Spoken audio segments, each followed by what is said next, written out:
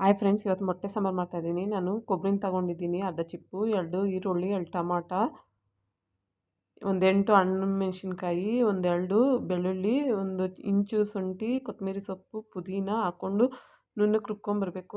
ಚಕ್ಕೆ, ಲವಂಗ ಒಂದು 4 ಒಂದು 8 ಖಾರ ಮೆಣಸು ಹಾಕ್ಕೊಂಡು ಇದು ನುಣ್ಣಗೆ ರುಬ್ಕೊಂಬರ್ಬೇಕು. ಇವಾಗ ನುಣ್ಣಗೆ ರುಬ್ಕೊಂಬಂದ್ಮೇಲೆ ಇದಕ್ಕೆ 2 ಟೇಬಲ್ ಸ್ಪೂನ್ ಧನಿಯಾ ಪೌಡರ್ ಹಾಕ್ಕೊಬೇಕು. ನನ್ನ ವೀಡಿಯೋ ಇಷ್ಟ ಆದಲ್ಲಿ ಲೈಕ್ ಮಾಡಿ, ಶೇರ್ ಮಾಡಿ, ಕಮೆಂಟ್ ಮಾಡಿ, ಸಬ್ಸ್ಕ್ರೈಬ್ ಮಾಡ್ಕೊಳ್ಳಿ.